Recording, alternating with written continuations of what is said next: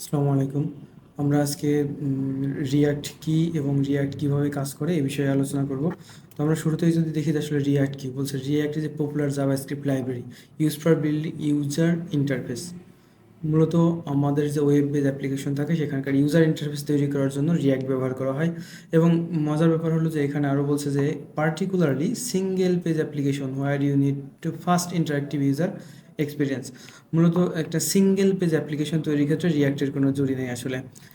It allows developer to create reusable user interface components and manage the state of these components efficiently. এখানে বলছে যে একজন developer সে যে reusable user interface যে কম্পোনেন্টগুলো তৈরি করে এই কম্পোনেন্টগুলো সে রিউজ করতে পারে এবং সেই সাথে সে স্টেট এবং স্টেট ম্যানেজ করার ক্ষেত্রে সে খুব ইফিসিয়েন্টলি স্টেট এবং এই কম্পোনেন্টগুলো ম্যানেজ করতে পারে। স্টেটটা কি এবং কম্পোনেন্ট স্টেটটা কি আমরা একটু পরে যদি বলি। যদি কম্পোনেন্ট আসলে বলি, কম্পোনেন্ট আসলে এখানে তেমন কিছু না। আমরা সহজ ভাষায় যে আমরা জাভাস্ক্রিপ্টে যে ফাংশন নিয়ে কথা বলছি, এখানে কম্পোনেন্ট একটা ফাংশন। তবে এখানে কম্পোনেন্ট শুধু ফাংশন না, এর একটা বিস্তর ইউজ আছে। সেটা হলো আমি যদি এই ওয়েবসাইটটার কথা চিন্তা করি, এখন এই ওয়েবসাইটটাতে যদি আমরা একটু দেখি যে এখানে এখানে যে এই অংশটা, এখানে যে প্রথম যে অংশটা আছে, এটাকে কিন্তু আমরা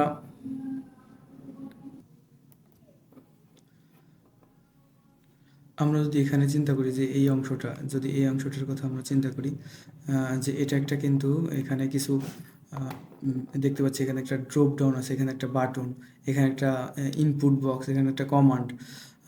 আবার যদি আমরা এই অংশের কথা চিন্তা করি, যে এখানে একটা মেনু আছে, তাই না? এখানে একটা মেনু। আবার এই অংশের কথা, এই দিকে যদি চিন্তা করি যে এটা একটা অংশ, যার দুটো পার্ট আছে। প্রথম পার্টটা হেডিং, তারপরে একটা পিকচার, তারপরে আবার কি, তারপরে আবার একটা টেক্সট বক্সের মতো করে বা একটা প্যারাগ্রাফ টেক্সট যাই বলি। তাহলে এখানে পুরো ওয়েবসাইটের সব কিছু বিষয় তার কাছে এক একটা কম্পোনেন্ট। এখানে এই যে আমার যে মেনু বারটা, এটাও একটা কম্পোনেন্ট। আবার এখানে যেটা দেখা যাচ্ছে সেটাও একটা কম্পোনেন্ট। আবার এখানে উপরে যে বারটা দেখতে পাচ্ছি সেটাও আমার কাছে একটা কম্পোনেন্ট। এছাড়া আমরা জাভাস্ক্রিপ্টে জানি যে বিভিন্ন কাজ করার জন্য আমাকে ফাংশন লিখতে হবে। একটা বড় প্রোগ্রামকে কয়েকটা ছোটো ছোটো মডিউলে ভাগ করি, সেগুলো এক একটা ফাংশন। এখানে রিঅ্যাক্টের ভাষায় সব কিছুই আমার কম্পোনেন্ট। আমরা একটা পেজকেও কম্পোনেন্ট বলবো, আমরা একটা ফাংশনেকেও কম্পোনেন্ট বলবো, আমরা একটা ক্লাসকেও এখানে কম্পোনেন্টের মতো করেই ট্রিট করব। আচ্ছা, এখন যদি আমরা যদি আরেকটু নিচে আসি যে আসলে রিয়াক্টটা কেন আমরা ব্যবহার করব। এটা একটা কম্পোনেন্ট বেজ আর্কিটেকচার, সেটা তো আমরা বললাম যে এখানে সব কিছুকেই একটা কম্পোনেন্ট হিসেবে চিন্তা করা হয়। Mainly, UI is a collection of small reusable components. As component encapsulates its logic, structure, style, making your code more modal. এখানে প্রত্যেকটা বিষয়কেই সে একটা কম্পোনেন্ট হিসেবে চিন্তা করে। আর এই কম্পোনেন্টের মধ্যে লজিক থাকতে পারে, স্টাইল থাকতে পারে, স্ট্রাকচার থাকতে পারে, সব কিছুই সে কম্পোনেন্ট। এরপরে বলছে এটা একটা ডিক্লারেটিভ ইউআই। তারপরে যদি ভার্চুয়াল ডম, এখানে রিয়াক্ট যেটা করে যে পুরো বিষয়টাকে একটা ভার্চুয়াল ডম ক্রিয়েট করে, যার কারণে আমার এটা খুব দ্রুত রান হয়। এবং এখানে বলছে ইউনিডাইরেকশনাল ডাটা ফলো। ইউনিডাইরেকশনাল ডাটা ফলো কি, আমরা যখন একটা কম্পোনেন্টের মধ্যে আরেকটা কম্পোনেন্ট ইউজ করি বা এরকম কম্পোনেন্ট যখন একাধিক কম্পোনেন্ট আমরা ব্যবহার করি, তখন সেই কম্পোনেন্টগুলোর মধ্যে ডাটাগুলো আমার, যদি এরকম হয় যে আমার এখানে একটা কম্পোনেন্ট আছে C1, এই কম্পোনেন্টটা আবার একটা কম্পোনেন্টকে কল করছে C2, এখানে আমার কম্পোনেন্টটা C2, এইখানে আবার C2 আবার কল করছে C3কে। তাহলে এখানে ডাটাগুলো ফলো হবে মূলত এইভাবে, যে উপর দিকে সবসময় একদিকে ডাটাগুলো ফ্লো হইতে থাকবে। এরকম না যে ডাটা এখান থেকে আবার এখানে ফ্লো হবে, এরকম না, ডাটাগুলো সবসময় একদিকে ফলো হইতে থাকবে। এই জন্য বলছে এখানে হচ্ছে এটা কি ইউনিডাইরেকশনাল কম্পোনেন্ট। স্টেট ম্যানেজমেন্ট, আমরা সেটাই বললাম যে এটা স্টেট ম্যানেজমেন্টটা খুবই পাওয়ারফুল। তারপরে হচ্ছে হুকস, এখানে আমরা যে স্টেটগুলো ব্যবহার করি সেই স্টেটগুলোকে ম্যানেজ করার জন্য বা স্টেটের ভ্যালু অ্যাসাইন করার জন্য এই এছাড়া স্টেটের সাথে যে ফাংশনগুলো থাকে সেই ফাংশনগুলো কম্বাইন করার জন্য আমাদেরকে বেশ কিছু হুক প্রদান করে। এই হুককে আমরা আসলে সহজ ভাষায় এরকম বলতে পারি যে এখানে বলে দিছে যে hooks are functions that let you use state and other React features in functional component. এই হুকগুলো আসলে কিচ্ছু না, একটা ফাংশনের মতো কাজ করবে। কমন হুক যেমন use state for managing state, use effect for side effect এবং ইউজ কনটেক্সট অ্যাক্সেসিং কনটেক্সট। আমরা এটা রিয়াক্টের একটা বেসিক ফিচার দেখলাম। এখন যদি আমরা এই রিয়াক্টে কাজ করতে চাই তাহলে আমাকে প্রথমে হচ্ছে যে নোড জেএসটা ইনস্টল করা লাগবে। নোড জেএস কেন ইনস্টল করা লাগবে? নোড জেএস আসলে যদি বলি লোড জেএস আসলে এটা একটা প্রোগ্রাম যা মূলত ব্রাউজারের পাশাপাশি সার্ভারেও রান করে এবং সার্ভারের যে ওএস মেমোরি নেটওয়ার্ক এগুলো সে অ্যাক্সেস করে সে যে আমার যে জাভাস্ক্রিপ্ট এটাকে রান টাইমে সে রান করে দিতে পারে। তো নোড.জেএস সম্পর্কে আরও বিস্তারিত অন্য একটা সময় আমরা আলোচনা করব। আমরা আপাতত এটুকু জেনে রাখি যে রিয়াক্ট নিয়ে কাজ করার জন্য বা রিয়াক্ট অ্যাপ্লিকেশন ডেভেলপ করার জন্য আমাকে নোড.জেএসটা লাগবে। তো নোড.জেএসটা আমরা জাস্ট সিম্পলি যে node.js.org এই সাইট থেকে এখানে ডাউনলোডে ক্লিক করলেই আমার নোড.জেএসটা ডাউনলোড হতে থাকবে। তো আমরা নোড.জেএস ডাউনলোড করার পর এটা ইনস্টল দেওয়া কঠিন কিছু না, জাস্ট নেক্সট করে নোড.জেএসটা ইনস্টল করে ফেলা যায়। এরপরে নোড.জেএস যখন আমার ইনস্টল করা শেষ তখন আমাকে একটা রিয়াক্ট প্রজেক্ট তৈরি করতে হবে বা রিয়াক্ট অ্যাপ তৈরি করতে হবে। এই জন্য আমি একটা ফোল্ডারের মধ্যে চলে যাই, ধরেন এখানে রিয়াক্ট ক্লাস। তো রিয়াক্ট ক্লাসে এসে আমি আমার এইখানে আমার ভিএস কোডটা এখানে একটু রান করব।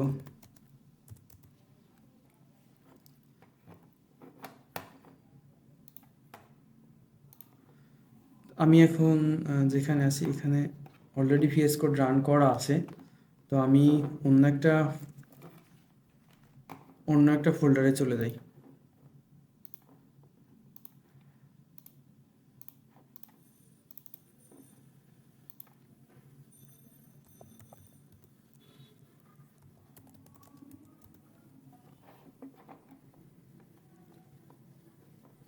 আমি এই ফোল্ডারটার মধ্যে ভিএস কোডটা রান করলাম। তো ভিএস কোড রান করার পরে আমরা জানি ভিএস কোডের একটা যে নিজস্ব টার্মিনাল আছে, এই যে সেই টার্মিনালটা ইউজ করে আমরা রিয়াক্টের একটা প্রজেক্ট তৈরি করব। তো রিয়াক্ট প্রজেক্ট তৈরির জন্য আমার যে কোডটা আছে সেটা হলো এই যে npx create react app my react app। npx create react app এটা একটা প্যাকেজ ম্যানেজার যার মাধ্যমে আমরা যে মাই রিয়াক্ট অ্যাপ এটা মূলত আমার রিয়াক্ট অ্যাপের নাম। তাহলে আমি এখানে npx create react app এবার দিলাম মাই ফার্স্ট রিয়াক্ট অ্যাপ দিলে মূলত আমার রিয়াক্ট অ্যাপটা ইনস্টল হওয়া শুরু হয়ে যাবে। মনে রাখতে হবে এখানে যখন আমরা এই রিয়াক্ট নিয়ে কাজ করব আমাদের অবশ্যই নেট স্পিডটা একটু ভালো থাকা দরকার, তার কারণ এখানে ম্যাক্সিমাম কম্পোনেন্টই সরাসরি লাইফ টাইমে ইন্টারনেট থেকে নিয়েই সে রান করবে বা ইন্টারনেট থেকে নিয়েই সে কাজ করবে। তো এখানে আমার যখন এটা ইনস্টল হওয়া শেষ হয়ে যাবে, একদম শেষের দিকে আমি মূলত এরকম একটা বিষয় দেখতে পাবো। যখন ইনস্টল শেষের দিকে তখন এই যে এখানে দেখেন CD my first react app, মানে এই যে আমি যে অ্যাপটা ইনস্টল করলাম তারপরে ওই সিডি দিয়ে মূলত আমি এই অ্যাপের মধ্যে প্রবেশ করব। আমি যদি এই যে এখানে দেখেন আমি কোথায় আছি, রিয়াক্ট ক্লাস একটা ফোল্ডার, তারপরে সিডি দিয়ে এইটা দিলাম, তাহলে এই ফোল্ডারে প্রবেশ করলাম। তাহলে আমি ওই অ্যাপস ফোল্ডারে প্রবেশ করব। প্রবেশ করার পরে npm স্টার্ট কমান্ড দিলেই মূলত আমার অ্যাপটা রান হয়ে যাবে। আমরা যদি আমার এই আগের ফোল্ডারটার কথা চিন্তা করি যে এইখানে যখন আমি ছিলাম, যে আমি একটা অফ করে দিই, আমি দেখেন মাই ফার্স্ট অ্যাপ নামক এই যে আমার মাই ফার্স্ট অ্যাপ নামক যে রিয়াক্ট অ্যাপটা তৈরি হয়েছে তার ভিতরে আমি আছি। এখানে এসে যদি আমি npm স্টার্ট দেই তাহলে মূলত আমার এই অ্যাপটা রান হয়ে যাবে।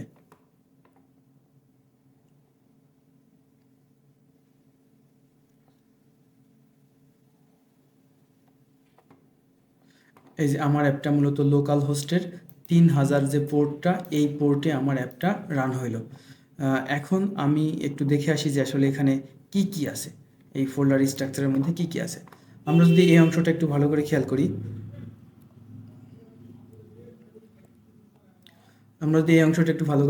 সেটা হলো যে এখানে একটা নোড মডিউলস নামে একটা ফোল্ডার আছে। এইখানে আমার এই অ্যাপের যত ডিপেন্ডেন্সি আছে সবগুলো আমার এখানে থাকবে। এরপর আছে পাবলিক একটা ফোল্ডার। এই পাবলিক ফোল্ডারে যে index.html, এই ফাইলটাই কিন্তু আমি যখন npm start দিয়ে রান করি তখন এই ফাইলটাই মূলত আমার রান হয়। এখন এই ফাইলের মধ্যে দেখেন একটা ডিভ আছে যার আইডি হলো রুট। আমরা একটু এই ফোল্ডার থেকে বেরিয়ে যাই, বেরিয়ে এসে আমরা সোর্স ফোল্ডারে প্রবেশ করি। এই সোর্স ফোল্ডারের ভিতরে দেখেন এখানে index.js আছে। এই ফাইলটা যখন কল হবে তখন index.js এই ফাইলে চলে আসবে। এই ফাইলে দেখেন যে ওই যে রুট যে এলিমেন্টটা, সেই এলিমেন্টটাকে সে রিসিভ করছে। রিসিভ করার পর ওই এলিমেন্টটাকে সে রেন্ডার করছে। কি দিয়ে রেন্ডার করছে? অ্যাপ নামক একটা কম্পোনেন্ট দিয়ে। এই অ্যাপ কম্পোনেন্ট আবার কোথায় আছে? যদি আমরা দেখি যে অ্যাপ /./from অ্যাপ, এই যে আমার এখানে app.js যে ফাইলটা, এই ফাইলটাই মূলত আমার অ্যাপ। এটা একটা ফাংশনাল কম্পোনেন্ট, দেখতেই পাচ্ছেন আমরা, এই যে ফাংশন তারপরে অ্যাপ, একটা ফাংশন, কিচ্ছু না। এই আবার কি রিটার্ন করতেছে? এই পুরো এই ডিভটাকে সে রিটার্ন করতেছে। এবং ফাইনালি এইটাই কিন্তু আমরা আউটপুটে দেখতে পাচ্ছি। যেমন ধরেন আমি যদি এখন এই যে এই লিঙ্কের এই অংশটা তুলে দিই, দেখেন লেয়ার, আমরা অ্যাপের মধ্যে এখানে যে লার্ন রিয়াক্ট যে লেখাটা পাচ্ছি লিঙ্ক সহ, আমরা যদি এখান থেকে এই লাইনটা তুলে দিই তাহলে দেখেন ওটা কিন্তু আমি আর দেখতে পাবো না। একটু সেভ দেই, সেভ দিয়ে এখানে আসি, একটু রিলোড দিই, দেখেন আমি কিন্তু লার্ন রিয়াক্ট এটা কিন্তু আর দেখতে পাচ্ছি না। আমি যদি এই টোটালটাকে ডিলিট করে দিতে চাই তাহলে আমরা, আচ্ছা আমি এটা একটু ক্লোজ করে দিই। তাহলে আমরা এখানে যেটা করব যে এই যে এখানে এই যে বড় যে পিকচারটা, এই পিকচারটা আমরা ডিলিট করে দিই, সেভ দিই। এখন দেখেন বড় পিকচারটা চলে গেছে। কিন্তু সিমিলারলি আমরা চাইলে এই ডিবের মধ্যে যা কিছু আছে সব ডিলিট করে দিলাম, তাহলে কিন্তু আমার এখানে একদম ফাঁকা, পুরোটা আর কিচ্ছু নাই। আর এটা ক্লাস নেম, এখানে আমরা একটা জিনিস মনে, HTML আমরা ক্লাস লেখার জন্য শুধু কিন্তু ক্লাস দিতাম, কিন্তু এখানে আমার ক্লাস লেখার জন্য ক্লাস নেম উল্লেখ করতে হবে। তার কারণ হলো যে এখানে ক্লাসের একটা আলাদা মিনিং আছে, শুধু ক্লাস এই কিওয়ার্ডটার আলাদা একটা মিনিং আছে। এই জন্য শুধু ক্লাস এখানে ইউজ করা যাবে না, এখানে ক্লাস নেম ইউজ করতে হবে। ক্লাস নেম অ্যাপ একটা ক্লাস, এই ক্লাসটা আবার কোথায় আছে? দেখেন app.css নামক ফাইলে আছে। এই app.css নামক ফাইলে আসলে আমরা কিন্তু অনেক ক্লাস এখানে দেখতে পাবো। আমরা টোটালটা ধরে একবারে ডিলিট করে দিলাম। আমরা ডিলিট করে দিয়ে আমরা এখানে এই ক্লাসের নামও যদি চাই যে তুলে দেবো, যে আমার কোনো কিছু রাখবো না, আমরা কোনো কিছুই রাখলাম না। দেখেন আমার এখানে কোনো কিছুই নেই, একদম ফাঁকা, কোনো কিছু নেই। তারপরে আমরা এখানে নতুন করে নিজেদের মতো করে একটা লাইন লিখে দিই, ধরেন এই জন হ্যালো ওয়ার্ল্ড, সেভ দেই। এখন আমরা একটু যদি দেখি যে এই যে হ্যালো ওয়ার্ল্ড লেখাটা চলে আসছে, কিন্তু হ্যালো ওয়ার্ল্ড লেখাটা একবারে কোনায় চলে আসছে। তার মানে আমরা এখানে কিন্তু ওই যে একটা, যদি এই ডিবের মধ্যে একটা ক্লাস দিতাম,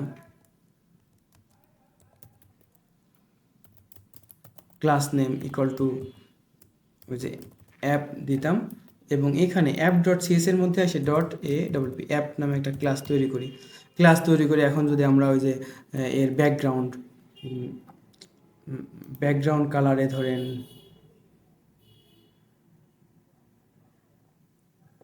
এরকম একটা কালার দিয়ে দেয়, সেভ দেই, দেখেন এটার ব্যাকগ্রাউন্ডে কিন্তু এরকম একটা কালার চলে আসছে। আবার আমরা যদি ওই যে বডিতে দিতে চাইতাম,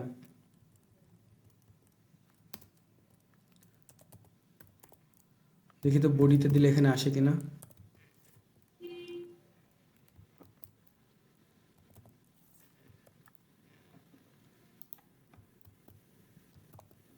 পুরো বডিতে কিন্তু ব্যাকগ্রাউন্ড কালারটা পড়ে গেছে। আচ্ছা, এবার আমরা আমরা রিয়াক্টের যে বিষয়টা, আমরা রিয়াক্টের ফোল্ডার স্ট্রাকচারটা দেখলাম। এখানে index.js, এইখানে মূলত এই যে অ্যাপটাকে র্যাপ করে দেওয়া হয়েছে। আর এই app.js এর মধ্যে আমরা যা কিছু করতেছি সব কিন্তু আমার এখন রান হচ্ছে। আমরা ফোল্ডার স্ট্রাকচারটা দেখলাম। এবার আমরা বলতেছি যে রিয়াক্টের সব কিছুই আসলে কম্পোনেন্ট। তো আমরা এখানে একটা ফাংশন লিখি, তো এরকম যে এখানে একটা আমরা ফাংশন লিখি, ফাংশন মনে করেন যে টেস্ট ফাংশন ফার্স্ট ব্র্যাকেট, এই ফাংশনটা রিটার্ন করবে। এখানে সব ফাংশনই রিটার্ন করতে হবে, কোনো না কোনো কিছু রিটার্ন করবে সে। এখানে সে ধরলাম যে সে রিটার্ন করবে h2 হ্যালো ফাংশন। ঠিক আছে, তো এখন আমাকে এই ফাংশনটা তো কল করতে হবে, তাই না? আমরা এখানে নর্মালি কিভাবে কল করতাম, ঠিক টেস্ট ফাংশন এইভাবে কল করতাম, তাই না? কিন্তু এখানে বলতেছে না, এখানে তুমি ফাংশনটা ওইভাবে কল করবো না, এখানে তুমি কল করবো হচ্ছে এটাকে একটা কম্পোনেন্টের মতো করে তুমি চিন্তা করো, এবং তুমি এখানে এইভাবে কল করে দাও, সেভ দাও। এবার এখানে আসো, রান করো, হ্যালো ওয়ার্ল্ড। এখানে আমার কি আসার কথা ছিল, হ্যালো ফাংশন এই লেখাটা আমার এখানে আসার কথা ছিল, কিন্তু কেন আসেনি? আমরা যদি একটু অ্যানালাইসিস করি যে কেন আমরা যদি এখন দেখি যে আসলে এটা কেন রান করলো না, তো আমরা একটু ইনস্পেক্ট করি, রাইট ক্লিক করে ইনস্পেক্ট করি। ইনস্পেক্ট করলে সে কনসোলে আমাকে একটা এরর দিবে, এই যে দ্য ট্যাগ এত is unrecognised in this browser. এখানে এই যে এটাকে সে জিজ্ঞাসা করতে, সে বলতেছে if you mean to render a React component start its name with upper case letter. এই যে একটা গুরুত্বপূর্ণ মেসেজ, কিন্তু আমরা যখন কোনো কম্পোনেন্ট তৈরি করব, সেই কম্পোনেন্ট অবশ্যই কি হতে হবে, সেই কম্পোনেন্ট অবশ্যই ক্যাপিটাল লেটারে মানে আপার কেস লেটারে হইতে হবে। তাহলে আমরা এটাকে এখন আপার কেস লেটারে করে দিই, এবার সেভ দেই, এবার রান করি, এই যে রান হলো ফাংশন, এই লেখাটা কিন্তু এখানে চলে আসছে। আচ্ছা, এখন ধরেন যে এখানে এই ফাংশনটা আমি আসলে এখানে লিখতে চাচ্ছি না, এই ফাংশনটা আমি অন্য একটা পেজে লিখতে চাচ্ছি, তাহলে সেই ক্ষেত্রেও কিন্তু আমরা করতে পারি। তাহলে আমি এখানে একটা এই সোর্স ফোল্ডারের মধ্যে একটা নতুন ফাইল নেই, এবং ফাইল ফার্স্ট cmp.js একটা ফাইল নিলাম, এবং এখানে যদি আমি রিয়াক্ট কোড লিখবো, এই জন্য আমি ইম্পোর্ট রিয়াক্ট ফ্রম রিয়াক্ট করে নিলাম, এবং এটা আমি একটা ফাংশনাল কম্পোনেন্ট লিখবো, এই জন্য আমি ফাংশন, মনে রাখতে হবে কম্পোনেন্টের নাম আর পেজের নাম একই লাগবো আমরা, my first CMP first bracket. এরপরে এটা রিটার্ন করবে কি, এটা রিটার্ন করবে ধরলাম যে h3 hello external component. Save দিলাম, সেভ দেওয়ার পরে আমি যদি এখন রান করি, আমার প্রোগ্রামে আসি, আমার প্রোগ্রামে কিন্তু কোনো কিছুই দেখা যাচ্ছে না। কেন দেখা যাচ্ছে না? আসলে আমি এই ফাইল কম্পোনেন্টটা তৈরি করছি, বাট কম্পোনেন্টটা কিন্তু আমি app.js এর মধ্যে ব্যবহার করিনি। আচ্ছা, ব্যবহার করার জন্য প্রথমে আগে এই app.js এ ইম্পোর্ট করতে হবে, তাহলে ইম্পোর্ট আচ্ছা ইম্পোর্ট আমার কি ইম্পোর্ট, মাই ফার্স্ট সিএমপি। এটা কোন জায়গা থেকে ইম্পোর্ট হবে, ফ্রম ডট স্ল্যাশ বলতে এই কারেন্ট ডিরেক্টরিটিকেই বোঝাবে, ডট স্ল্যাশ দিলে কারেন্ট ডিরেক্টরিকে বোঝাবে, এটা মাই ফার্স্ট কম্পোনেন্ট। এটা তো আমি ইম্পোর্ট করলাম, এরপরে আমি এটাকে কল করে দিলাম এখানে মাই ফার্স্ট সিএমপি। এবার সেভ দেই, আমি এখানে এসে আচ্ছা, এখানেও আর একটা ইরোড চলে আসছে, যে বলতেছে যে তুমি যে ব্যবহার করছো ওইটা তো আসলে সে খুঁজে পাচ্ছে না। কেন খুঁজে পাচ্ছে না? খুঁজে না পাওয়ার কারণ হলো যে আমরা এখানে যে তৈরি করছি এটাকে, ওইখানে যে আমরা ইম্পোর্ট করছি, কিন্তু এখান থেকে আমি ওটাকে এক্সপোর্ট করিনি। ঠিক আছে, এবার সেভ দেই, দেখেন ইরোডটা চলে গেছে। এবার আমি এখানে আসি, এই যে হ্যালো এক্সটার্নাল ফাংশনাল কম্পোনেন্ট এই লেখাটা চলে আসছে। এখন একটা জিনিস দেখেন, আচ্ছা আমরা এখন আরেকটা কম্পোনেন্ট তৈরি করব। এটা ছিল কি কম্পোনেন্ট? এটা ছিল ফাংশনাল কম্পোনেন্ট। আমরা এখন একটা নতুন কম্পোনেন্ট তৈরি করব যেটা হচ্ছে ক্লাস বেস কম্পোনেন্ট। তাহলে আমরা সোর্সে এসে আবার একটা নতুন তৈরি করি, এবং এই my cmp my first class component dot JS. এখানেও আমি যেটা করব, ইম্পোর্ট রিয়াক্ট ফ্রম রিয়াক্ট। এরপরে এটা যেহেতু ক্লাস কম্পোনেন্ট, এই জন্য আমাকে ক্লাস কিওয়ার্ডটা লিখতে হবে, কম্পোনেন্ট, এরপরে ক্লাসের নাম মানে মাই ফার্স্ট cmp। এই এখানে মজার একটা বিষয় হলো যে আমি যখন ক্লাস কম্পোনেন্ট ইউজ করব, তাহলে আমাকে প্রথমে রিয়াক্টের বেস কম্পোনেন্ট থেকে সেটাকে এক্সটেন্স করতে হবে, এক্সটেন্স compo, এক্সটেন্স কম্পোনেন্ট, ক্লাসের যে মূল কম্পোনেন্ট সেখান থেকে আমাকে এটাকে এক্সটেন্স করতে হবে। তারপরে এখানে আমাকে আবার যেটা করতে হবে, তার ভিতরে এসে রিটার্ন আমি কি রিটার্ন করতে চাই? Hello my first class component. ঠিক আছে, এবং সিমিলারলি এটাকেও আমার এক্সপোর্ট করতে হবে। এক্সপোর্ট ডিফল্ট মাই কম্পোনেন্ট, সেভ। এরপরে এখানে এসে অ্যাপ ডট জেএস এসে প্রথমে ওটাকে ইম্পোর্ট করতে হবে। ইম্পোর্ট ফ্রম, এই যে চলে আসছে। এরপরে এখানে এসে এটাকে আমাকে ওই যে কল করার মতো করে যদি চিন্তা করেন, যে এটাকে আমি কল করে দিই my first CLS component, save. আমরা এখানে আউটপুটে এই যে hello my first class component. এখানে কিন্তু আমরা যখন একটা ক্লাস বেস কম্পোনেন্ট তৈরি করলাম, একটা ফাংশনাল কম্পোনেন্ট তৈরি করলাম, আবার এইখানে সরাসরি একটা কম্পোনেন্ট তৈরি করলাম, সবগুলো কিন্তু আমরা একটা ডিবের মধ্যে নিচে নিচে সাজায় দিলাম, এবং আমার রেজাল্টও কিন্তু একটাই পেজের মধ্যেই চলে আসছে। এবার কি আপনারা উত্তরটা পেয়েছেন যে রিয়াক্ট আসলে একটা সিঙ্গেল পেজ অ্যাপ্লিকেশন ডেভেলপমেন্টের জন্য ব্যবহার হয়।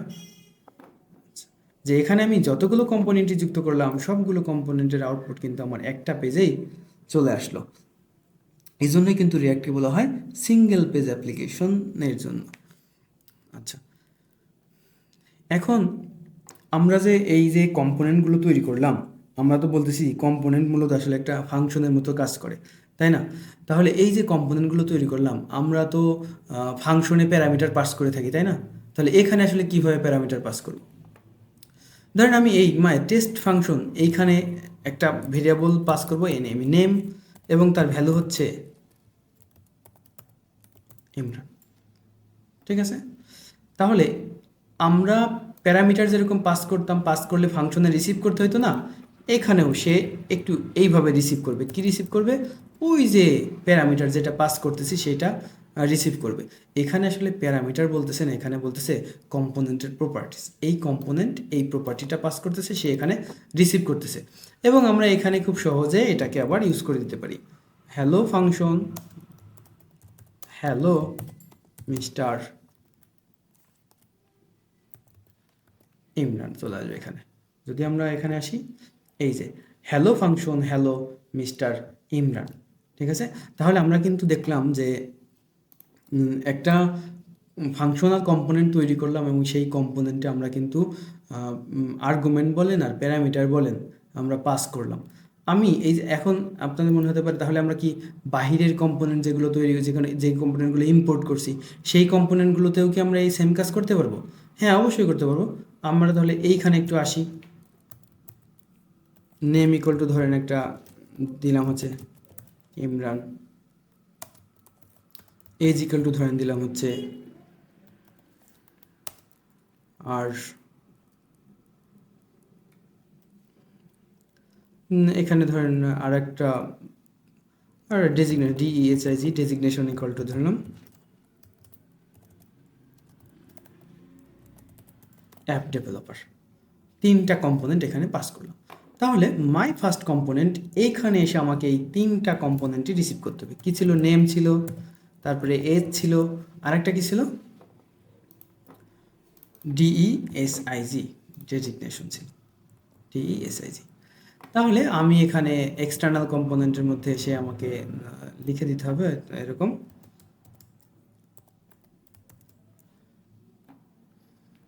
আচ্ছা, এখানে লিখে দিব আমরা hello mister name age is age, তারপরে your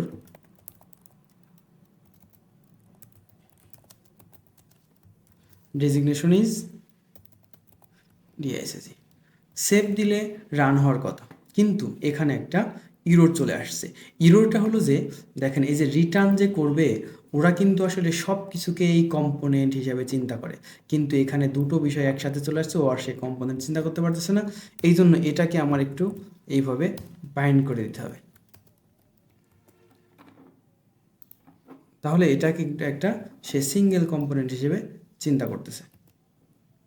সেভ দেই, সেভ দিলে আমরা কিন্তু এখানে দেখতে পাবো এই যে hello mister Imran, your age is 32 and your designation is app developer. Clear? আচ্ছা, এখানে আরেকটা মজার জিনিস যদি আমরা একটু দেখি, সেটা হলো যে আমরা একটু একটা বিষয় নিয়ে আলোচনা করব, সেটা হচ্ছে প্রপস। প্রপসটা আসলে কি? প্রপসটা হলো যে দেখেন এখানে আমি নেম, এজ, ডেজিগনেশন এই তিনটা বিষয় পাস করছি না? তো এই তিনটা বিষয়কে আমি আসলে এইভাবে পাস না করে আমরা একটা শব্দের মাধ্যমে পাস করতে পারতাম, সেটা হলো কি? প্রপস। তো এই কাজটা আমরা একটু পরেরটাতে করি।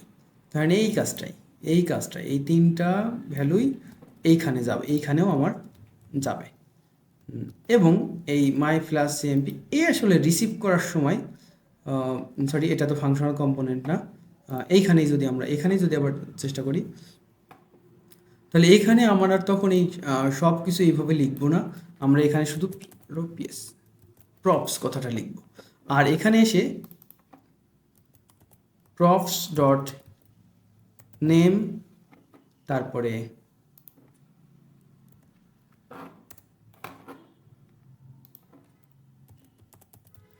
প্রপস ডট এজ, তারপরে আমরা প্রপস ডট এইটা দেব। এবং আমরা যদি রান করি তাহলে কিন্তু কোনো ইরর নাই, আমার ওই বিষয়গুলো চলে আসছে। তাহলে আমাদের যদি এরকম যদি আমরা এখান থেকে অনেকগুলো এরকম প্যারামিটার পাস করি, তাহলে সেই ক্ষেত্রে আমার এখানে সবগুলো প্যারামিটার রিসিভ না করে শুধু প্রপস কিওয়ার্ডটা যদি দিই, তাহলে ওই প্রপস মানে প্রপার্টিজ, সবগুলো প্রপার্টিজ সে রিসিভ করবে এবং পরবর্তীতে আমরা ওটাকে এই যে অবজেক্টের মতো করে, অবজেক্টের এলিমেন্ট প্রপার্টির মতো করে আমরা একটা একটা করে আলাদাভাবে ইউজ করতে পারবো। তো এটাই আসলে ছিল আজকের আমার রিয়্যাক্ট নিয়ে বেসিক আলোচনা। ধন্যবাদ সবাইকে।